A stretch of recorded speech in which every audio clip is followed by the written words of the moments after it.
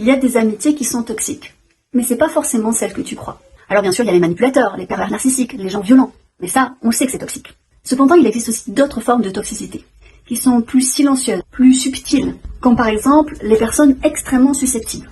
Parce qu'en fait, tu ne peux rien leur dire. T'as l'impression de marcher sur des œufs. Et une relation dans laquelle tu ne peux pas dire les choses telles que tu les ressens, c'est très compliqué pour avancer et exprimer clairement tes besoins et tes attentes et aussi tes limites. La personne aussi qui se victimise de tout. Parce que en réalité, quoi que tu fasses, ça sera toujours de ta faute et en plus, elle te prendra toujours pour son psy. Elle parlera toujours d'elle. En fait, ça la rend hyper égocentrique. La personne qui est extrêmement compétitrice, elle va toujours se comparer à toi, elle voudra toujours faire mieux que toi et elle va jamais te tirer vers le haut, mais au contraire te tirer vers le bas. Ça déséquilibre totalement la relation.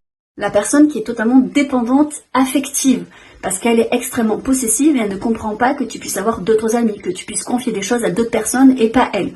Tout doit tourner autour d'elle et en fait, elle est aussi très étouffante.